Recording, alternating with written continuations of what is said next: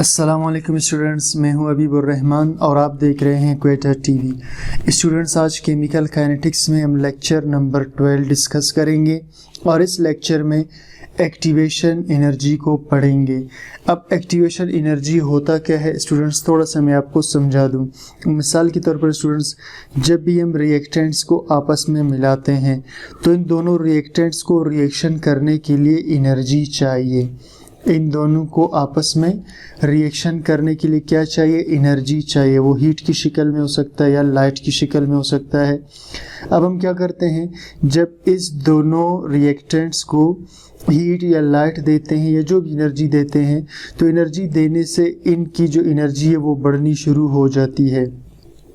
बढ़ते बढ़ते स्टूडेंट्स एक वक्त आता है कि इनकी एनर्जी मैक्सिमम हो जाती है, जहाँ एक दूसरे से रिएक्ट करके प्रोडक्ट बनाना शुरू कर देते हैं। सही, ये दोनों एक दूसरे से मिलकर क्या बनाते हैं? प्रोडक्ट बनाना शुरू कर देते हैं। तो ये जो बीच में हमने इसको एनर्जी दिया ताकि दोनों रिएक्टेंट मिलकर प्रोडक्ट बना सके, इस रिएक्शन, इस एनर्जी को या इस हीट को हम कहते हैं एक्टिवेशन एनर्जी। एक्टिवेशन एनर्जी यानी वो एनर्जी जो इन रिएक्टेंट्स को एक्टिव करने के लिए चाहिए ताकि वो मिलकर प्रोडक्ट बना लें। चलिए जी, स्टार्ट करते हैं। Activation energy, the minimum amount of energy required, कम से कम मिकदार एनर्जी की जो ज़रूरत होती है, कम से कम मिकदार एनर्जी की जो ज़रूरत होती है for formation of activated complex, बनाने के लिए एक्टिवेटेड कम्प्लेक्स को।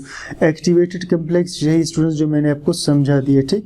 ये जो बीच वाला स्टेट है इसे हम एक्टिवेटेड कम्प्लेक्स कहते हैं। यहाँ रिएक्टेंट आर्जी तौर पर एक दूसरे के साथ जुड़े होते हैं। तो the minimum amount of energy required, कम से कम मिकदार एनर्जी की जो चाहिए for formation of activated complex, बनाने के लिए एक्टिवेटेड कम्प्लेक्स को इज कॉल्ड एक्टिवेशन एनर्जी। इसे हम कहते हैं activation energy. It is represented by E और इसे जाहिर करते हैं बड़े ई और छोटे ई से। छोटे ए का मतलब है एक्टिवेशन और ई का मतलब है energy. Its units are joule per mole, इसका यूनिट होता है जॉल पर मोल और किलो जॉल्स पर मोल, या इसे हम कहते हैं kilojoule per mole. Reactants first get energy to form activated complex, तो रिएक्टेंट पहले क्या करते हैं स्टूडेंट्स, पहले दोनों रिएक्टेंट, ठीक, पहले दोनों रिएक्टेंट एनर्जी लेते हैं और इस एनर्जी की वजह से ये एक्टिवेटेड कम्प्लेक्स बनाते हैं। क्या बनाते हैं?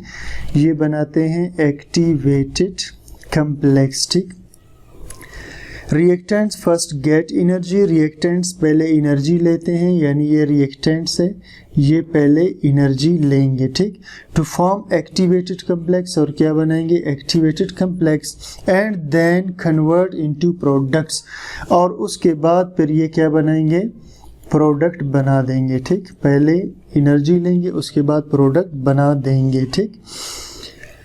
अच्छा जी, दस activation energy is an energy, बस एक्टिवेशन एनर्जी एक एनर्जी होती है या एनर्जी बैरियर होती है। एक एनर्जी का रुकावट होता है, एक एनर्जी का पहाड़ होता है, ये बैरियर है, ठीक, जिसे हम रुकावट या चढ़ाई या बुलंदी कह सकते हैं। इस बुलंदी को इसने क्रॉस करना होता है। इस बुलंदी को क्रॉस करने के लिए हम रिएक्टेंट्स को एनर्जी देते हैं। Activation energy is an energy barrier, एक एनर्जी का बुलंदी है, एक एनर्जी की रुकावट है, या एनर्जी हिल, एनर्जी का पहाड़ है, ठीक है, जिस पर इसको रिएक्टेंट्स को चढ़ाना है between reactants and product, reactant और प्रोडक्ट के दरमियान। It can be understood by following diagram, और इसे समझने के लिए हम ये डायग्राम डिस्कस करते हैं। अब स्टूडेंट्स, आपने इस डायग्राम को गौर से देखना है, ठीक। इस डायग्राम का बनाना बहुत सिंपल है। आप यहाँ पर वाई एक्सिस की लाइन खींचेंगे और यहाँ पर एक्स एक्सिस की, यहाँ रिएक्शन पाथ, रिएक्शन का रास्ता लिखेंगे, और यहाँ पोटेंशियल एनर्जी, मकाम के लिहाज से जो एनर्जी होगा उसे लिखेंगे, ठीक।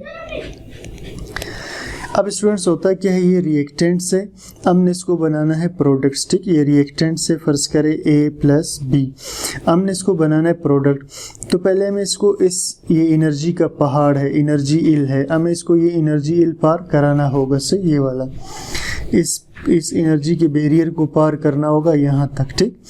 तो अब हम क्या करते हैं, इस रिएक्टेंट्स को हीट देते हैं यहाँ तक कि एक्टिवेटेड कम्प्लेक्स बन जाता है। जैसे ही एक्टिवेटेड कम्प्लेक्स बनेगा फौरन ये प्रोडक्ट्स में क्या हो जाएगा, कन्वर्ट हो जाएगा। तो यहाँ से यहाँ तक जो आपने इसको पहुँचाया ये एक्टिवेशन एनर्जी है। इसे हीट ऑफ रिएक्शन भी कहते हैं, जिसे हम डेल्टा H से जाहिर करते हैं, ठीक है। ये डेल्टा का निशान स्टूडेंट्स जाहिर करता है चेंज को और H जाहिर करता है हीट को, ठीक। In case of exothermic reaction, exo का मतलब होता है बाहर, थर्म का मतलब है हरारत। ऐसे रिएक्शंस जो हरारत को खारिज करते हैं, मिसाल के तौर पर आप कार्बन को या मीथेन को, जो हमारे आमतौर पे घरों में जलाने वाली गैस होती है या प्रोपेन गैस, उसे ऑक्सीजन के साथ मिलाएंगे, ये कार्बन डाइऑक्साइड वाटर बनाएगा और उसके साथ ये हीट खारिज करेगा, ठीक। ये क्या करेगा, 890 किलो जूल के आसपास हीट खारिज करता है, ठीक। तो ये एक्सोथर्मिक रिएक्शन है, यानी आग का जलना, सिंपल सी बात है, आग को जलाना एक्सोथर्मिक रिएक्शन है। In case of exothermic reactions the potential energy of reactant is higher than product. Potential energy reactants का ज़्यादा होता है प्रोडक्ट से। अब देखिए स्टूडेंट्स, ये रिएक्टेंट है, यहाँ से यहाँ तक ये इसका पोटेंशियल एनर्जी कहलाएगा, और ये प्रोडक्ट है तो यहाँ से यहाँ तक ये इसका पोटेंशियल एनर्जी कहलाएगा, मकाम के लिहाज से energy. The potential energy of reactant is higher, potential energy reactants का ज़्यादा होगा, ये वाला is higher than products इसके मुकाबले में। This difference is shown by delta H, और इसे हमने किससे ज़ाहिर किया, डेल्टा H से, यानी यहाँ से लेकर यहाँ तक की डेल्टा H से हमने इसको शो किया है, ठीक। टू स्टार्ट द रिएक्शन को स्टार्ट करने के लिए we have to provide the energy, हमें एनर्जी मुहैया करना पड़ता है, ठीक। प्रोवाइड द एनर्जी यानी ये activation energy to reach at the top of the barrier, ताकि पहुंच सके ऊपर बैरियर के, यहाँ से यहाँ तक पहुंचने के लिए हमें हीट देना पड़ता है। अब इन केस ऑफ एंडोथर्मिक रिएक्शन, और एंडो का मतलब होता है अंदर, थर्म का मतलब है हरारत, ऐसे रिएक्शन जो हरारत को एब्जॉर्ब करे। इन केस ऑफ एंडोथर्मिक रिएक्शन, अगर कोई एंडोथर्मिक रिएक्शन हो, potential energy of reactant is lower, तो पोटेंशियल एनर्जी जो रिएक्टेंट्स का है वो कम होगा मकाम के लिहाज से, इसका जो एनर्जी है, सही, ठीक है स्टूडेंट, ये कम होगा बनिस्बत किसके, प्रोडक्ट्स के। अब देखिए ये रिएक्टेंट्स है और ये प्रोडक्ट्स है, तो रिएक्टेंट्स की एनर्जी यहाँ पर थी पोटेंशियल, और प्रोडक्ट की एनर्जी जो पोटेंशियल है वो यहाँ पर है, ठीक। The potential energy of reactant is lower, reactant का जो पोटेंशियल एनर्जी है वो नीचे होगा देन प्रोडक्ट्स, और प्रोडक्ट्स का ऊपर। This is shown by delta H, और इसे हमने शो किया यहाँ पर बीच में डेल्टा H से heat of reaction. To start the reaction को स्टार्ट करने के लिए we have to provide energy, हमें एनर्जी देना पड़ता है, यानी EA, to form an activated complex, बनाने के लिए एक्टिवेटेड कम्प्लेक्स। पहले हम इसे हीट देंगे, हीट देते देते देते रिएक्टेंट्स को, जब इनका हीट यहाँ तक पहुँचेगा तो ये फिर प्रोडक्ट में चेंज हो जाएंगे, और इस हीट को हम कहते हैं, ठीक, इस हीट को क्या कहते हैं, इसे हम कहते हैं एक्टिवेशन एनर्जी। वैसे स्टूडेंट्स ये ध्यान में रखने की यहाँ से एक्टिवेशन स्टार्ट होगा एनर्जी, यहाँ तक ये सारा एक्टिवेशन एनर्जी है पूरा, ठीक। Activation energy of forward and reverse reaction is not same for all reactions. Activation energy forward reaction के लिए, यानी फर्ज करें रिएक्टेंट मिलकर फॉरवर्ड जाकर प्रोडक्ट बना रहे हैं, सही, ये प्रोडक्ट है और ये रिएक्टेंट से, ठीक। तो activation energy of forward and reverse reaction is not same. अब फॉरवर्ड और रिवर्स रिएक्शन का जो एक्टिवेशन एनर्जी है वो सेम नहीं होता फॉर ऑल रिएक्शन, सब रिएक्शंस के लिए। फॉर एक्सोथर्मिक रिएक्शंस, हीट खारिज करने वाले रिएक्शंस के लिए activation energy is less for forward case, activation energy कम होता है फॉरवर्ड केस में, due to high energy state क्योंकि उसकी एनर्जी बहुत ज़्यादा होती है देन रिवर्स केस बनिस्बत रिवर्स केस के। ठीक, मिसाल के तौर पर स्टूडेंट्स यहाँ देखें, अब देखें इसे आपने पहले, इसकी एनर्जी पहले से हाई थी, आपने इसे थोड़ा सा हीट दिया, ये देख रहे हैं आप यहाँ से यहाँ तक आपने इसे थोड़ा सा हीट दिया तो ये प्रोडक्ट में कन्वर्ट हो गया, यानी इसे आपको कम हीट देना पड़ता है एक्सोथर्मिक रिएक्शन को। In activation energy is less for forward case, आगे जाने के लिए एक्टिवेशन एनर्जी कम होगा due to high energy state, क्योंकि इस हाई एनर्जी स्टेट में होता है। देन रिवर्स केस बनिस्बत रिवर्स के। अब देखिए इसे आपने थोड़ा हीट दिया एक्सोथर्मिक वाले को, क्योंकि रिएक्टेंट्स पहले से हाई एनर्जी स्टेट में थे, लेकिन यहाँ आप गौर करें आपको ये इतना ज़्यादा एनर्जी देना पड़ता है। ठीक, तो यानी ये जो एंडोथर्मिक रिएक्शन है इसकी एक्टिवेशन एनर्जी बहुत ज़्यादा होती है बनिस्बत एक्सोथर्मिक की। ठीक, तो एक्सोथर्मिक रिएक्शन की एनर्जी लेस होती है आगे जाने के लिए बनिस्बत रिवर्स के। On the other end activation energy of reverse reaction is higher, जबकि दूसरी तरफ एक्टिवेशन एनर्जी रिवर्स रिएक्शंस का ज़्यादा होता है due to low energy of products, कम एनर्जी ऑफ प्रोडक्ट्स की वजह से। ठीक, ये students on the other hand activation energy of reverse reaction of exothermic, ये एक्सोथर्मिक का लफ्ज आपने यहाँ डाल देना है इस जगह। ठीक, ऑफ एक्सोथर्मिक इज हायर। अब स्टूडेंट्स आप इसको उल्टा देखें, अब देखिए अगर हम इस प्रोडक्ट्स को दोबारा रिएक्टेंट में चेंज करना चाहे तो आप देख सकते हैं कि हमें इसको बहुत ज़्यादा एनर्जी देना पड़ेगा। ठीक, यानी रिवर्स केस में अब इसका एक्टिवेशन एनर्जी बहुत ज़्यादा होगा एक्सोथर्मिक का, और रिवर्स केस में एंडोथर्मिक का जो एक्टिवेशन एनर्जी है वो बहुत ही कम होगा। ठीक, तो एक दूसरे के उलट हैं students due to low energy of products. ठीक, दोबारा देखिए, on the other hand activation energy of reverse reaction is higher, activation energy of reverse reaction of exothermic is higher, exothermic का ये एक्टिवेशन एनर्जी ज़्यादा होगा। ठीक,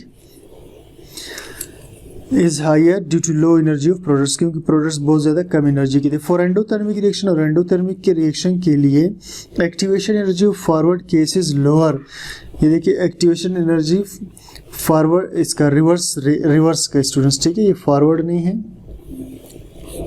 reverse case is lower than in the forward phase बनिस्बत किसके, forward case के। ठीक, endothermic reaction के लिए एक्टिवेशन एनर्जी रिवर्स केस में कम होगा, ये एक्टिवेशन एनर्जी इसका रिवर्स केस में, ये रिवर्स केस है स्टूडेंट्स। ठीक, रिवर्स केस में कम होगा बनिस्बत किसके, ये फॉरवर्ड केस की, यानी फॉरवर्ड में बहुत एनर्जी चाहिए था, रिवर्स में बहुत ही कम एनर्जी चाहिए। ठीक, तो एंडोथर्मिक रिएक्शन के लिए एक्टिवेशन एनर्जी रिवर्स केस में कम होगा बनिस्बत फॉरवर्ड के। Note, reactions which are exothermic in forward direction, वो रिएक्शंस जो एक्सोथर्मिक होते हैं फॉरवर्ड डायरेक्शन में, यानी आपने ए और बी को मिलाया और ये प्रोडक्ट बन गए। ठीक, ये सी और डी का प्रोडक्ट बन गया। ठीक, तो आपने इसको, ये इसका एक्टिवेशन एनर्जी था स्टूडेंट्स। ठीक, तो अब देखिए reverse reactions which are exothermic in forward reaction, अब ये